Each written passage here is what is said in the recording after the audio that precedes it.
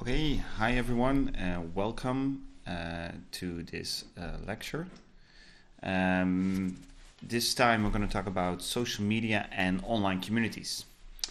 My name is Kenny Meesters. I'm teaching the course Management and Information Systems, and part of this course we're looking at how we can use the systems, information systems, to support reaching objectives of an organization. And of course, in these times, a lot of organizations are looking at new opportunities to reach their customers, to make their services available or sell their products.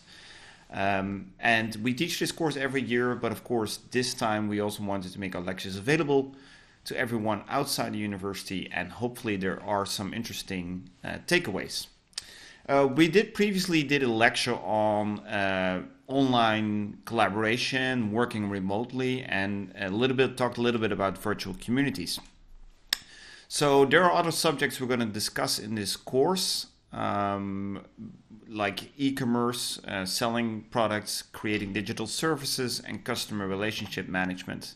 Later on, we're going to also look at a specific domain that is very relevant right now, which is crisis information management.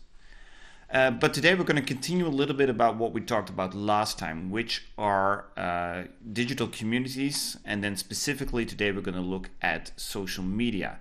So today we're going to look at how social media can be, what it is, how to define it, but also how social media can create digital communities. And at the end, we're going to take a little bit of a look at how social media and digital communities play a role in crisis response. What are the challenges there? After this lecture, we'll have a web panel with Martijn Neef from TNO, Cindy Koopse, an author on volunteers, new volunteering, and Kees Boersma from the Free University in Amsterdam, and talk about digital communities, volunteering, and how they integrate and support disaster response. Previously in the last lecture, we already talked about these 5 megatrends that we actually use as a recurring theme throughout this lecture, throughout this course. And one of these, if you look at these trends, a lot of them have to do that are becoming really very relevant right now. Cloud computing allows us to access our applications, allows us to connect to other people, regardless of which device you use. Mobile devices, of course, are very relevant that allow you to use apps to not only use your PC to connect to other people, and of course social media as a platform, as a method to connect to other people. So at social media, we're going to take a specific look today. So our goal today is not to give you a course in being an influencer or how to be successful on social media. In a later chapter, we're going to look a little bit more on how you can use information technologies and build systems in the wider sense to connect to customers. But today we're really looking at the social media as aspect of connecting people and building a online community, and how these communities behave and how these communities work together and come together. And that actually builds on what we said last time. So last time we talked about collaboration. And in the last lecture, we discussed how collaborations are relevant in organizations because they allow people to reach a common goal. And whether your organization is a commercial one, like a company or a firm, or a volunteer organization, or a government agency, or an NGO, collaboration is a key to reaching your goals, because you collaborate with other people, you get to pool your talents, strengths, and ideas. You can complement each other's knowledge, networks, and skills. You can learn from each other, so that builds bigger capacity, competencies within your organization.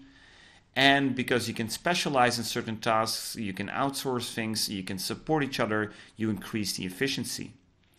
And lastly, by working together, you create a social cohesion, you create trust, people feel that they belong. So collaboration also builds a connection with people. So it enhances the job satisfaction because people feel part of an organization, they feel part of reaching a goal.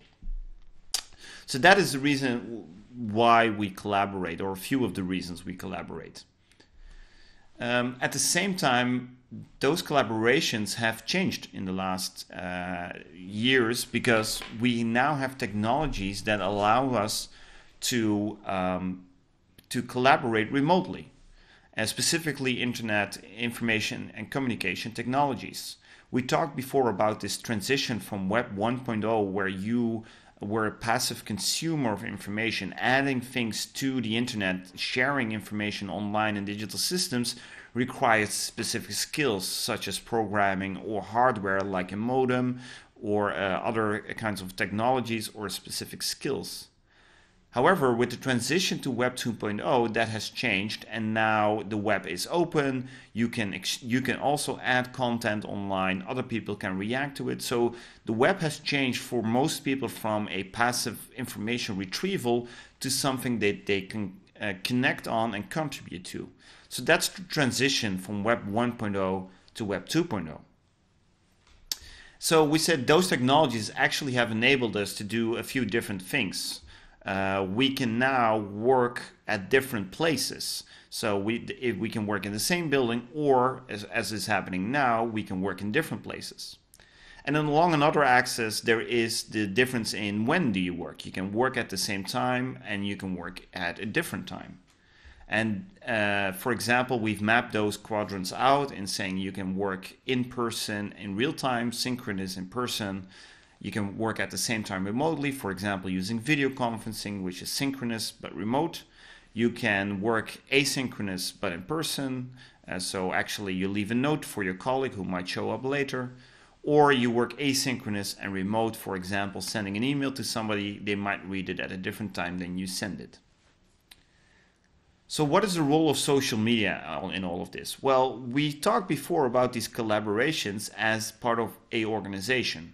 So you, for example, within your organization, you reach certain agreements about which tools to use. You have a connection with people, you know your colleagues, or you can find them through a directory. But social media actually expands that reach. So a lot of the technologies are similar. It's Web 2.0, we'll come back to that a little bit later, but it allows people who are not part of an organization now to build a community and form a network. So social media is now allows people that are not part of an organization, that don't have a prior connection, to find each other, connect each other, and establish a new organization, or what we call then a virtual community. So that's something you will see now happening in this time of the corona outbreak, with a lot of social distancing and quarantine a lot. So people that are not connected are now connecting with each other and see if they can form a community, if they can offer assistance and build a relationship where none existed before. Here in the Netherlands, for example, the hashtag Corona Help, which means Corona Help, has been launched, where a lot of people are asking or offering assistance. And so this is the news article from a while ago, March 13th, where people started using social media to offer assistance. So by using that hashtag, people could add information, they could exchange information, make a connection, and then give each other help. They could find each other. So that to me shows the power of social media, that people make these connections. So that's what we're going to talk about today. And like last time, I've marked the topics again with a bit of color, so if you lose track, you can look at the color of the header, and that will tell you where we are in this lecture. So the first part we're going to talk about is technical and social development. So what is behind social media? How did it emerge?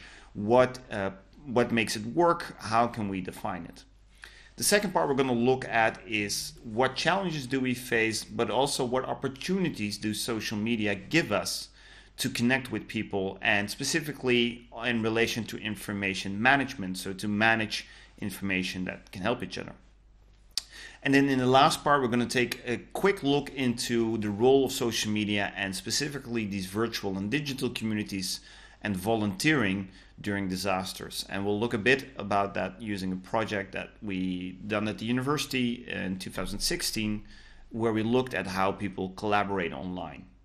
Following this lecture, there will be a panel with Cindy Koopsen, author and expert in volunteering, Martijn Neef from TNO, the Dutch Innovation Institute, and Kees Boersma, associate professor from the Voor University in Amsterdam, where we're going to do a deeper dive and deeper discussion specifically on the challenges working with volunteers, digital communities, and social media in the time of the corona outbreak. So if you want to do the deeper dive, then stick around and take a look at this web panel. Okay, so let's take a look at what are these social media and these developments. So the first one we're going to look at is what is social media, how did it grow, and how can we define it. And the picture you see here in the background, and I'll put it on the screen a bit bigger, is actually from a game called Ingress, and it's an augmented reality game. We'll go and talk a bit more about augmented reality in a later lecture, but essentially it allows you to use mobile technology to go around the world and explore things. So your mobile phone actually lays on a top on the physical world. And you might not know Ingress, but you might know Pokemon Go, or you might know Harry Potter's Wizard United, if I'm not mistaken. And those are actually built on the same technology. What I find fascinating is that kind of augmented reality is a mix between social media, physical world, digital world, and it actually blurs the lines a lot. Because you connect with people that might be remote through the chat options. You might meet those people physically in the same place, or you could, and it mixes the digital and the real world. So that's the reason I put that picture in here. Before we go any further, let's do a short social media bingo. So here I've put some icons on a sheet of a few of the most popular social media platforms or Web 2.0 technologies that are used widely. And I'll give you a minute to take a look at those and see if you can determine which icon and which name should be put next to that icon. And actually, I don't have to give you a minute since I'm broadcasting this online. If you want to think about it longer, just pause the video and then you have some more time to think about it. Because here are the answers. And you might recognize a few depending on where you live and when you're watching this video. Some of them you might recognize. I'm sure a lot of you, of course, know Facebook, WhatsApp, and YouTube, and Twitter. And some of them are you might not know because they're from different zones around the world, specifically Chinese ones like QQ, for example. And Sina Weibo. So my next question in this small quiz would be, if I would ask you to rank them, the top 15 of these, starting at the top left of the screen, to the then down the column, then the next column top to bottom, then the right column top to bottom. Rank them in the number of active users that they have. So start with the ones that have most active users at the top left and go down, then the middle column top to bottom, right column top to bottom. And again, I'll give you a minute to think about it, but you can pause the video if you need more time.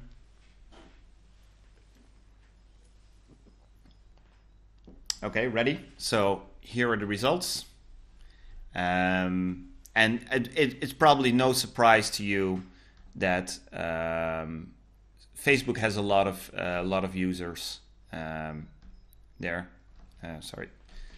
So Facebook has a lot of users, active users in YouTube, WhatsApp, Facebook, and so on. So you can read the list and you will actually see that WeChat, a very popular Chinese instant messaging application, also has a lot of active users. And in fact, if you take a closer look at this, you will see that Facebook, WhatsApp, and Facebook Messenger have a lot. Of course, there's a lot of overlap, but between them, they have a lot of active users.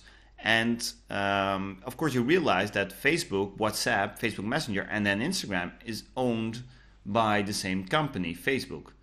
So that gives you an idea, even though probably a large percentage of these users overlap, how well integrated, how active, how big Facebook is in the social media and instant messaging app. Well, if you want to see the full list as of July 2019, you can click on the link. I'll share the slides later.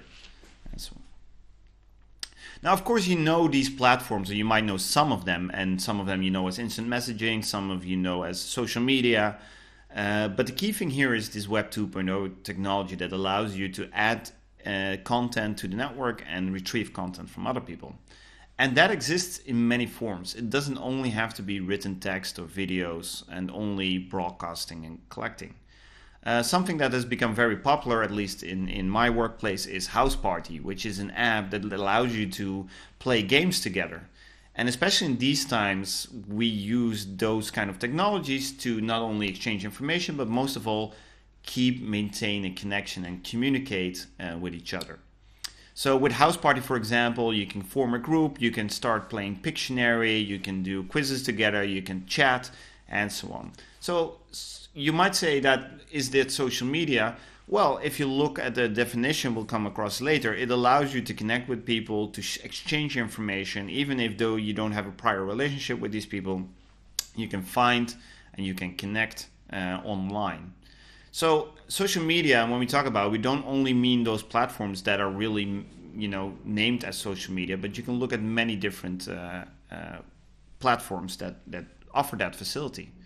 And even Netflix has now this social media aspect to it. You can do a digital Netflix party that has a chat running alongside a video or a movie you're watching with your friends. So you can invite people to your party, you can play the video or the movie or the show, and it will play at the same time for all the guests. And so you can chat about what you see and add your opinion about it. So again, that's also a form of social media. It also fits with this online collaboration because now we're doing something remote but distant, so remote, real-time remote working. But it also has a strong social media component because you can make connections and you can add people you don't per se work with or establish prior relationships with. So what is social media and how can we define it? Well, there's many definitions and this is just one, but mainly we look here at 4 components. The technology behind it, the things that people can do on the platform, what they facilitate, the service they provide, and how they work with content. So if we go down and drill down on these topics a little bit, first of all, social media, as we mentioned in the beginning, are Web 2.0 technologies, which means that these technologies do not only allow you to consume or retrieve information or content, but also allows you to add content. And it even allows you to add social media. You can add this content anywhere. You don't have to have a special PC. You don't have to, log in, do programming.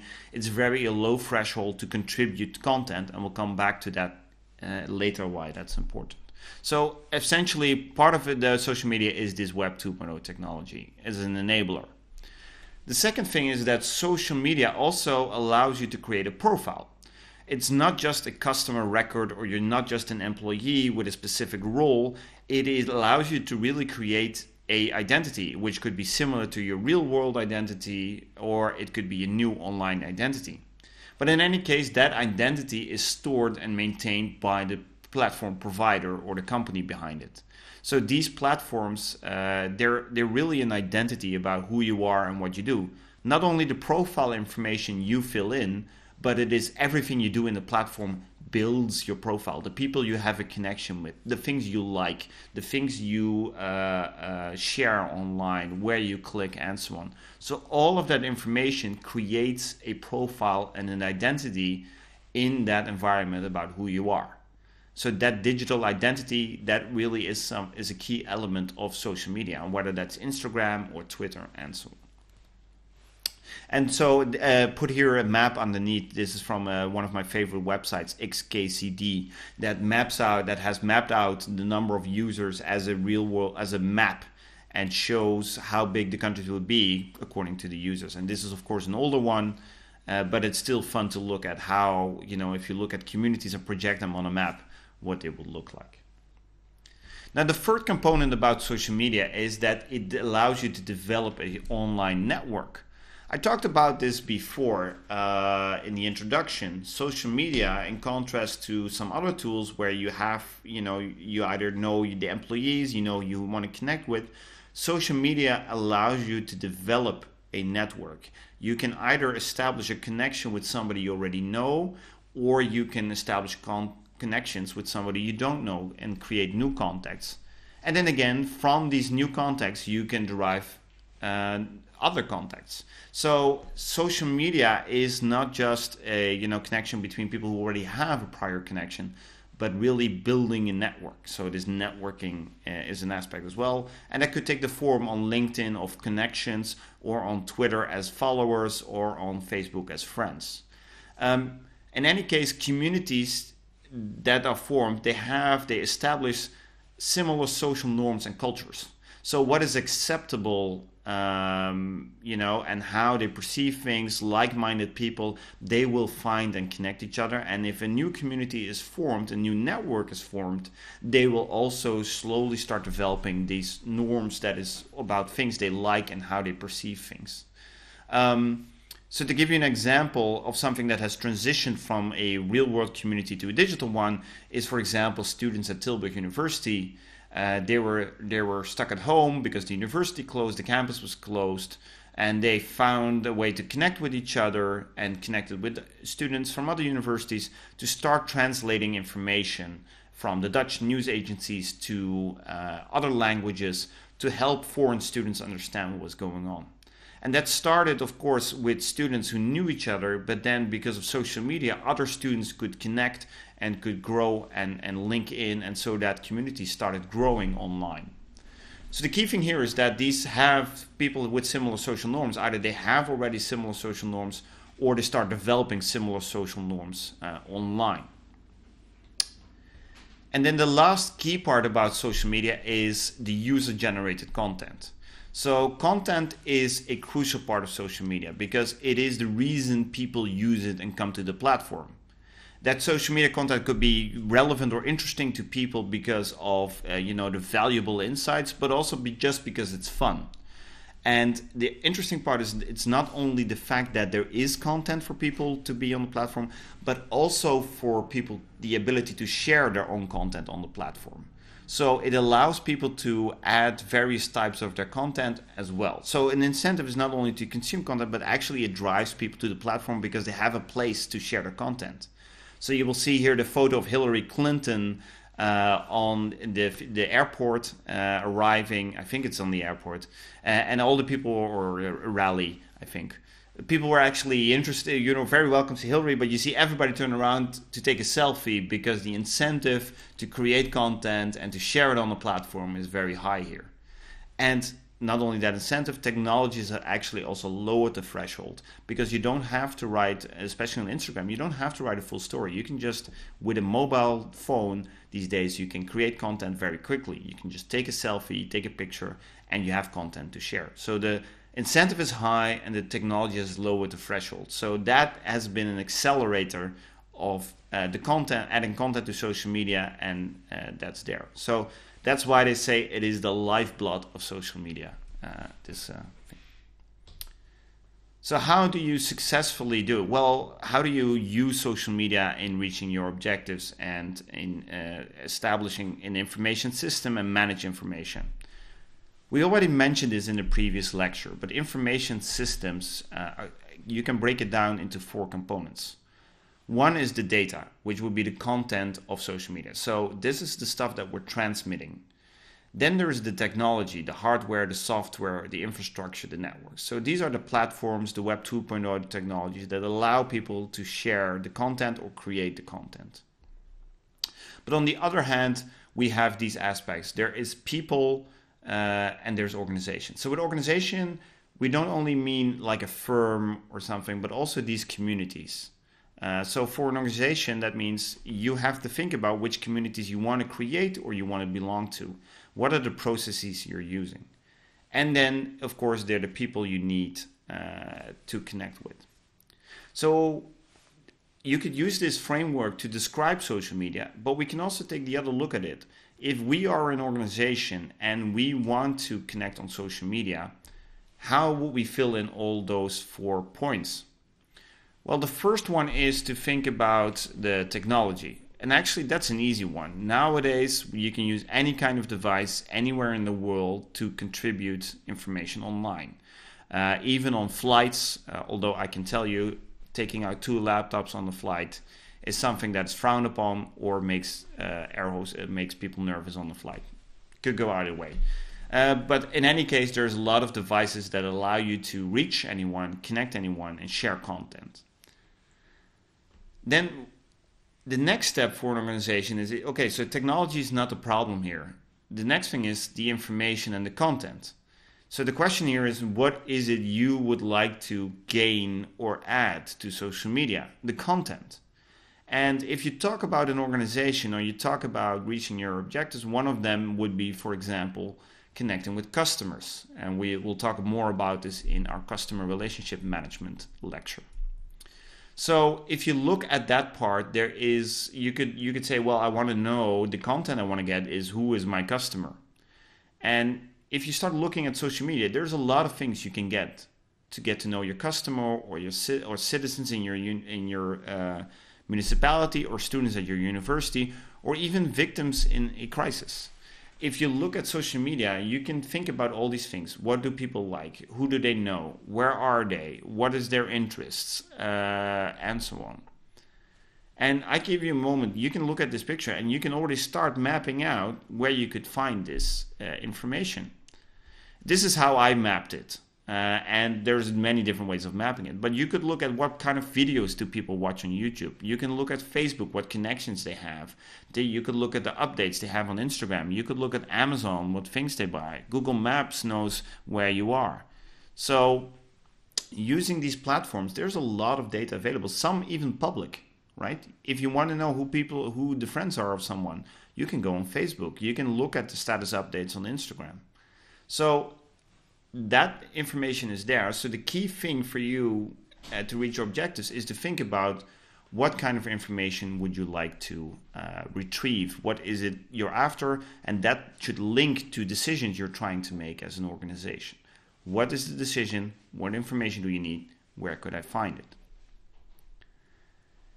And then the next step is to think about the people. This is from Twitter in Dutch, where the guy says, I could not go out to dance with my friends yesterday, which we usually do on a Saturday, so we did it through WhatsApp. And actually they organized a digital dance party. The key thing here is that social media allows people, it is about people. It's not just a marketing platform or something to retrieve data from. It is something that people, is, as we said before, part of their identity. So you want to make sure that you connect with people there and look at their interests and their intrinsic motivations and link up with them. And if that's dancing, that's apparently something they want to do. So here they go, dancing on their Saturday evening at home. So, thinking about who are the people I'm connecting with, what are their values, how do we connect with them, is a key thing about you integrating social media. Not just putting marketing or just broadcasting your message, but really understanding that it is an extension of people. And that brings me to the last point that is, always in our 4 points about technology, content, people, and then the last one is organization. So how do we fit that within our organization? Because if there's a discrepancy between who you are as an organization, what you can do, and your processes and social media, it's going to be very hard, which probably means you have to change processes. So one of the examples I always like to show is KLM. KLM is very active on social media, but they use it as an extension of who they are as a company. Service-minded, service-oriented, and that extends to social media where they connect with their customers. So KLM doesn't only use social media to broadcast their marketing, but they're actually asking people, making flight reservations, changing seats, and so on. So you might know this as web care.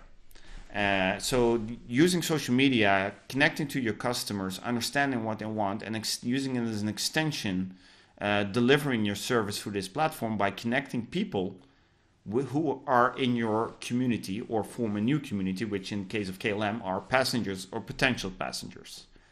So here, the success story is here that they have the technology, which is, easily come by these days. They have the content, which is, passenger information, but flights and so on.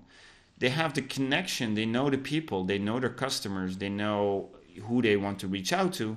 And finally, most importantly, they have their organization oriented. If you ask something on Twitter to KLM, they will know what to do with it. They have a person who knows about baggage handling in the webcare team, or they can contact somebody in baggage handling. So it's integrated in the organization and the processes, not a separate part as part of a marketing department, which makes gives a value for people on the platform, an incentive to connect with KLM.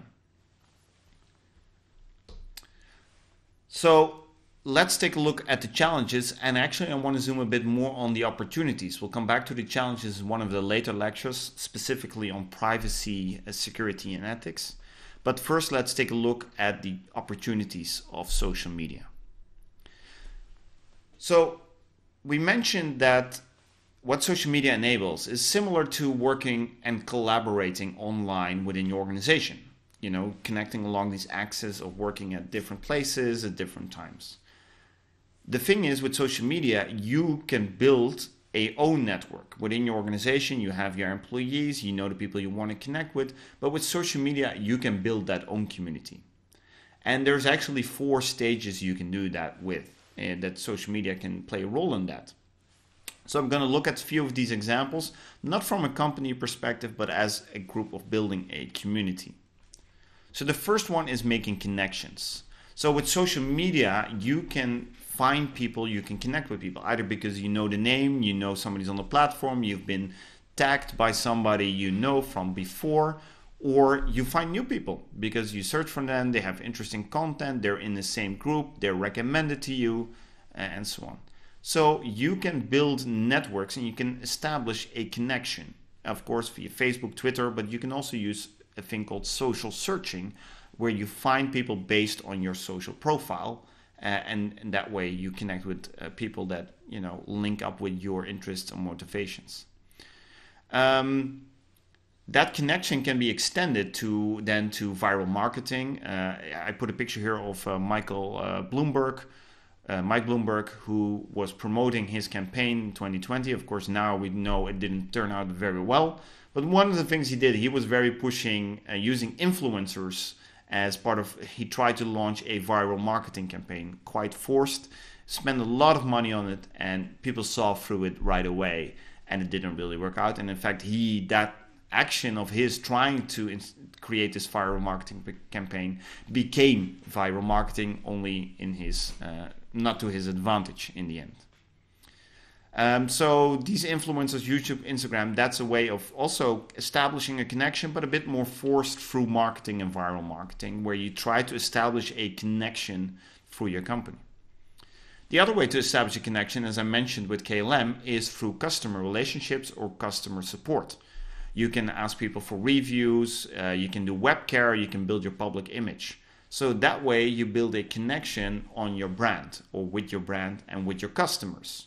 Of course, there is often a prior relationship, especially with returning customers, but potential customers are also ones you can build a connection with via social media. So here is an example that I really liked about the Spanish police.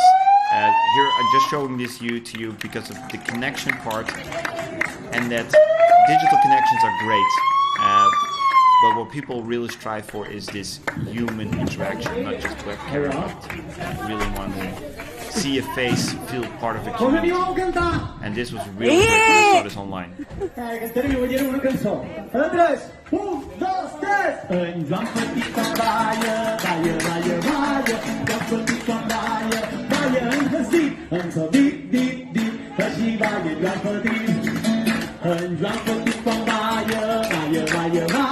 Rampati kwambaya baya and sama mama and so di di di Shivaya Rampati Okay, so if there's anybody watching from the Dutch police, please, here's a suggestion. No, but seriously, what I like here, aside from that, of course, this is viral marketing in a sense, building the public's image of the police here. It shows you that the power of social media, that we can pick up these and that a real world connection now is being broadcasted online and helps the police to establish more connections. So you can see it actually reinforces each other. Next is enhancing communication using social media. So it allows you to share information. If we establish a connection with somebody, the next step is that we communicate, which is actually exchanging information. That means sharing the content, which could be blogs or could be videos like these on YouTube, microblogs or instant messaging. Anywhere. Once you have a connection, you start communicating and you have to think about what you want to communicate. So here is somebody who's sharing their knowledge on how to double the use of your toilet paper by splitting the toilet rolls. Anyway, so that's something then you could communicate. So you share information with the connections you've made. And sharing that information might also give you new connections. You can go one step further. We say, well, communicating and sending things is great, but how do we, the next step would be to cooperate, where you could help, you can ask for help to achieve your goal, or you could help others achieve their goal. So you could use sharing, where you can share knowledge. You can do bookmarking, social bookmarking, where you collaborate by sharing links on the same subject. Or you can answer questions on Reddit. You have Pinterest, where you can contribute ideas. But even on Twitter, this is possible. So here again, a Dutch example, somebody asked, yes, they had an online meeting with students, except for me and my colleague, all the webcams weren't off, which was a bit unsatisfying to me. What do other teachers think? Can I ask students to turn on their webcams? And then we use in the Netherlands, we use the hashtag DTV, which stands for durf te vragen in Dutch, dare to ask. And then people started replying with answers. So here you cooperate online, you have a connection, you communicate what you want. Next step is you cooperate and help other people achieve their goal, which in this case is asking for advice or answering their question. And again, there is a lot of platforms that allow you to do this. So and the next, if we look then even further, what could we do besides helping other people achieve the goal is, of course, work together to achieve a shared goal. So then we talk about enhancing collaboration. And then this goes into more the tools we talked about last time, because now we're using tools to create content together, to achieve an objective, to create an impact or make a change. So you can use cloud-based tools like Google Docs, where you can work in at the same time content management systems like Canvas, if you talk about learning environments in schools, or WordPress. And you can do human-based computing, crowdsourcing. I'll give you an example of that in a minute. But essentially, crowdsourcing means that everybody's working together to contribute some knowledge and jointly develop insights, for example, a map. And then another way of collaborating is not so much adding content, but using collective intelligence, bringing knowledge together. For example, on Wikipedia, everybody's working there towards a single shared goal, which is creating an extensive knowledge base, an online encyclopedia, and everybody's contributing the knowledge they have. Again, based on Web 2.0 technologies.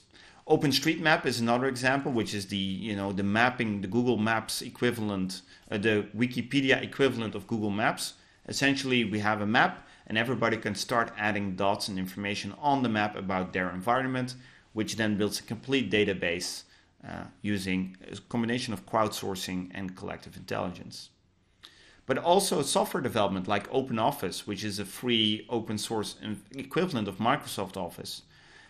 That's where everybody's programming together. Everybody contributes a little bit of code. Everybody contributes their insights. So open source collaborative projects are also a form of collective intelligence, because everybody's contributing a little bit and we're working towards a single shared goal, which is that new piece of software or that tool. An example of this is OpenOffice. Another one is I'm using Open Broadcaster software, which is another open source project that you can use to create videos and stream online.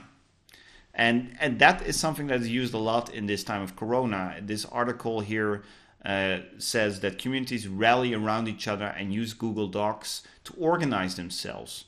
They set up groups, they share documents, and in the last lecture I showed you another example of that, which was the Corona virus tech handbook, where several teachers around the world contributing their knowledge to a Google Doc to create some output. So collaboration, difference from cooperation. Cooperation is helping each other. Collaboration is really a shared objective. And one of these examples is the Standby Task Force. So in the Standby Task Force, people it's made of a group of thousands of volunteers around the world that are all ready to help when a disaster strikes.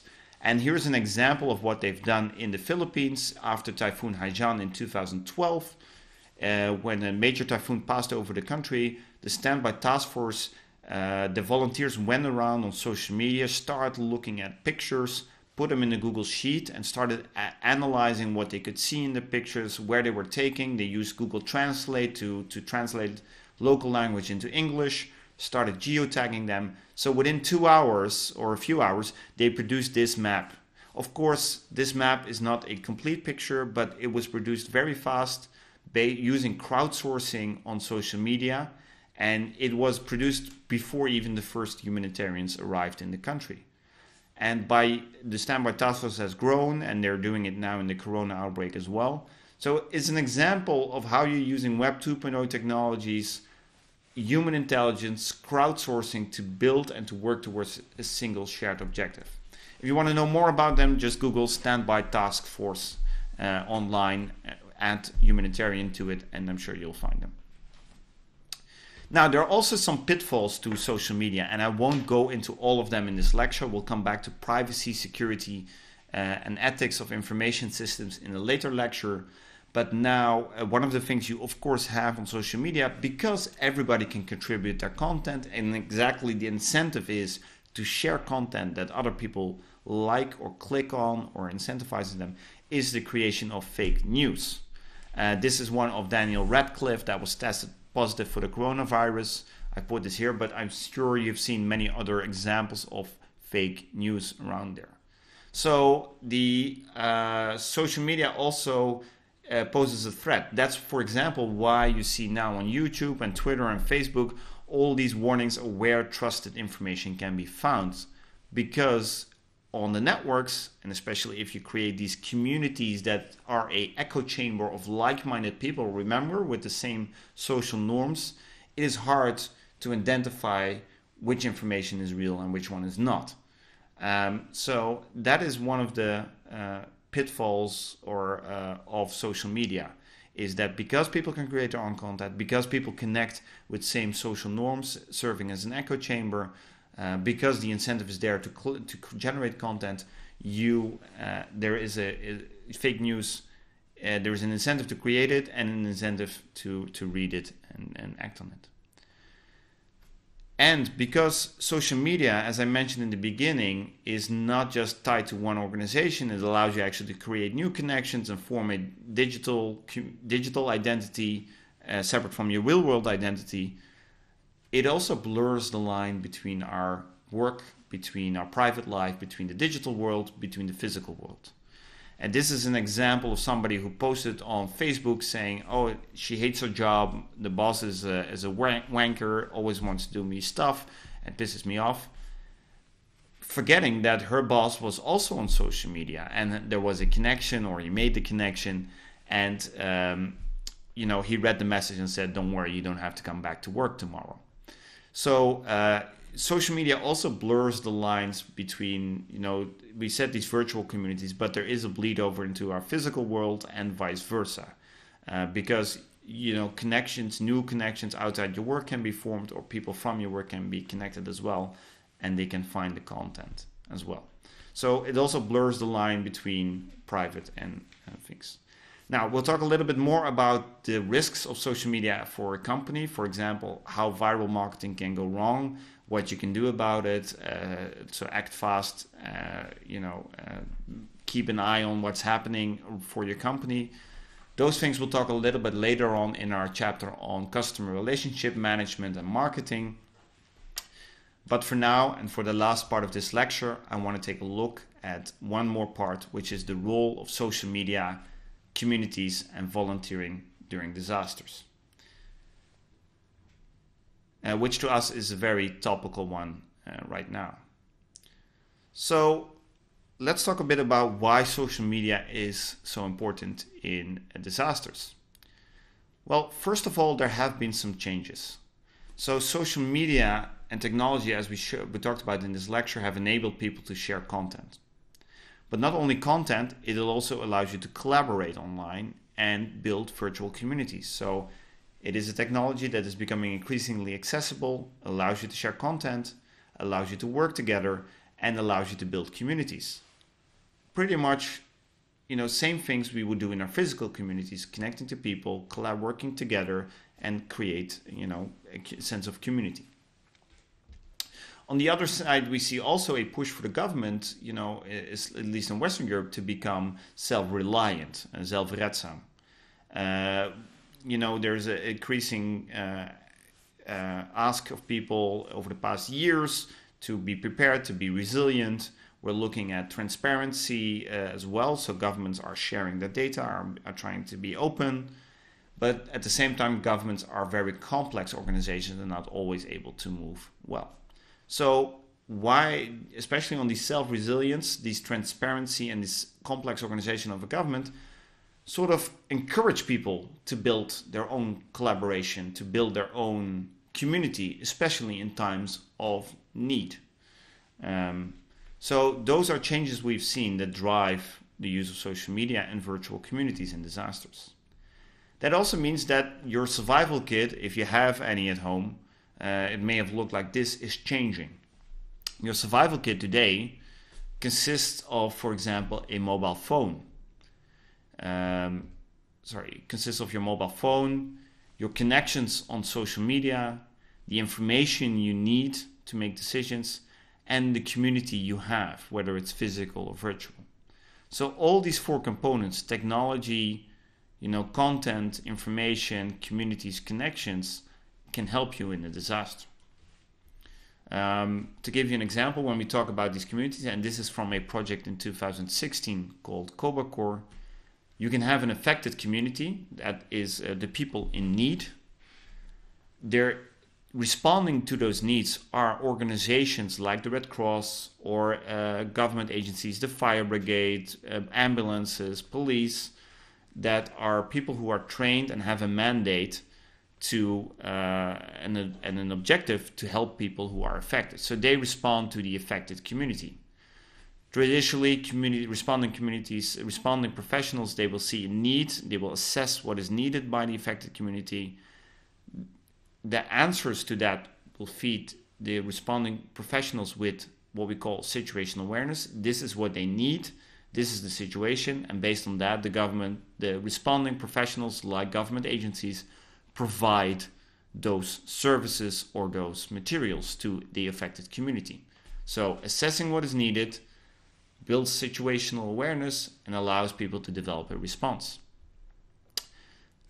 However, there is also a third group, the responding community. So those are people who are not trained but who want to help.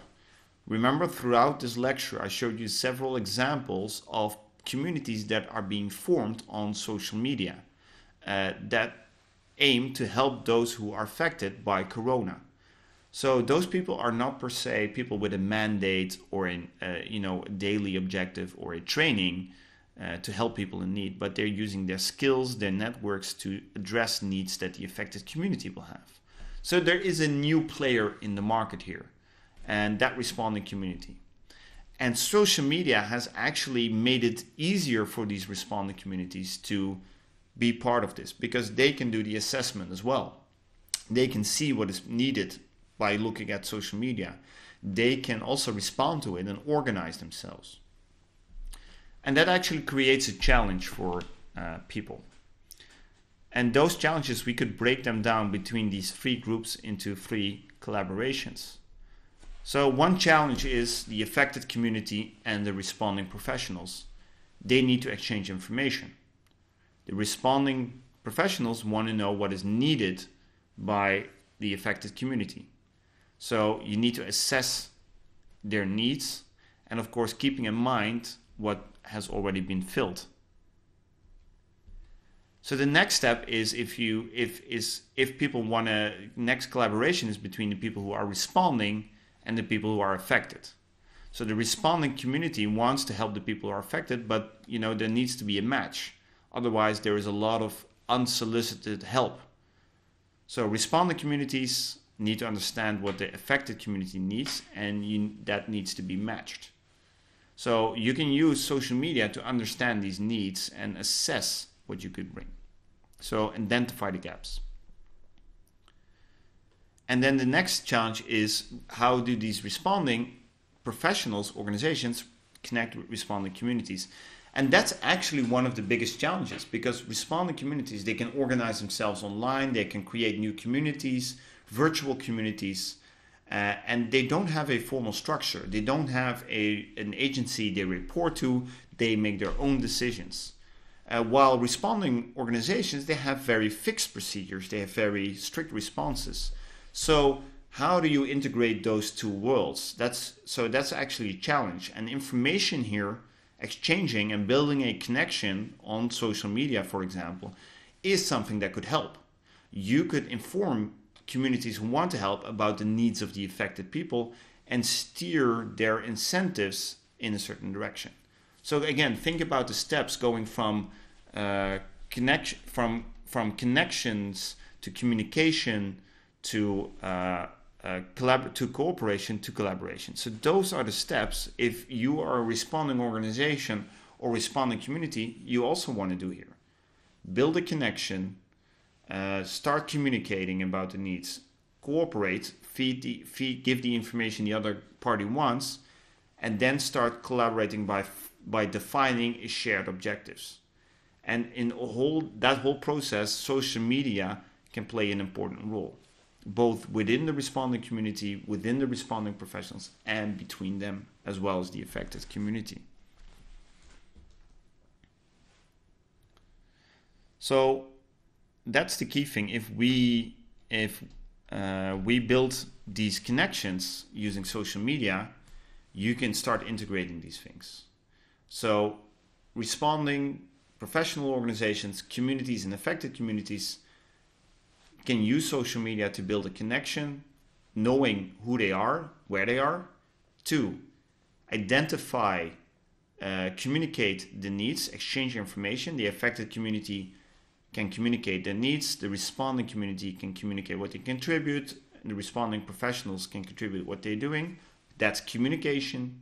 The next step is cooperation, exchange that information, understand what the other person needs, and feed your information so they can reach their objectives. For example, the responding community could tell the affected community, this is what we could do for you, or here's the situation. And the final step would be collaboration. You define a shared objective. This is what is needed. This is what we're going to do. Can you help us? So again, in this crisis as well, if you want to use social media, if you are a volunteer group or you're a responding professional, don't only look at the technologies, don't only look at the marketing, branding, mass communication, but really look at these 4 steps of building a connection, communicating, cooperating, and then collaboration. And especially if you build this, you build resilient communities using social media, and you can use trained volunteers to support this process. I'll give you an example of this. This is a few websites that use Web 2.0 technologies to match people. So here you have a way, this is a Dutch one, NL voor elkaar. There is another one, Thuis leren. There's coronainitiative.nl, and even like on Facebook. So what do all these technologies have together? What do they have in common? Is that they allow you to make a connection. You can see who they are. You can connect with these people. The next step is you can communicate your needs. You can communicate what you can contribute. You start cooperating. You start looking at which initiatives can I contribute to. And the final step is you start collaborating. You're working in a goal together. And all the while you're using Web 2.0 technologies, you're using social media because you're building a community where a connection didn't exist before. You're sharing content. So I will finish with this. The key considerations when you're in an organization, whether that's in a crisis response, whether you're an organization, whether you're a volunteer group or an NGO, is to make these considerations. If you're going to use social media technology and you want to go through these steps of connecting, communicating, cooperation, and collaboration, again, think about the 4 components of information systems. Technology. On which platforms are you and your customers or your clients or who you want to collaborate present? In this case, which platforms are the affected community, the responding community, and the affected profession and the responding professionals using? Then the data. What information are you looking for? What information can you gain? What information can you give? Especially in social media, their reciprocity is a key component. You don't only take information, you also contribute what you have. Think about this collaborative, crowdsourcing, collective intelligence components. So that brings you to people, because in the end, social media and virtual communities bleed over into, especially in a disaster, into the real world about people. What do you bring and what do you want to get from the platform? What is the incentive for other people to engage with you? What would they gain? What is the reciprocity? So really look at the people and as a whole, and what their incentives would be for you to connect with. And finally, if you're an organization, whether you're a new organization or you're a former organization, how do you follow up? Not just once-off messages, but do you have processes to follow up? Do you have processes to integrate the responses, to engage, to act on responses? If you are an emergency service and you're just posting stay safe and people start replying to you, but how do I stay safe? Do you have a way to integrate those questions into your response? So don't use social media, and I think that's the key part about when you talk about organization here, as a marketing thing or broadcast or a sensor, but really make it an extension of the things you're already doing and not just a standalone organization. Okay, so thank you so much for listening. In one of the next lectures, we're going to dive into a deeper subject. This time we talked about social media and the digital communities. Before we talked about online collaboration. In the next one, we're going to look at e-commerce and customer relationship. Because now a lot of companies are making a sudden shift from their traditional business models to online selling, e-commerce, and struggling or inventing new ways to connect with their customers and customer relationship management. So in the next lecture, again, we're going to talk about information management in general. We're going to take a look at e-commerce and CRM in general, but then we're going to do a deeper dive in what that means in this crisis, and we'll try to organize a web panel again for you. Thank you so much for watching. Please stick around. Watch the panel. We'll have a panel with Cindy Korpsen, Martijn Neef, Kees Boersma, and myself, where we're going to talk a little bit more about what we briefly touched upon the last part of this lecture. So we'll hope you stick around for that. And the link will be in the description below. Again, thank you so much for watching. My name is Kenny Meesters, lecturer at Tilburg University. And thank you for watching and hope to see you again soon. Thanks.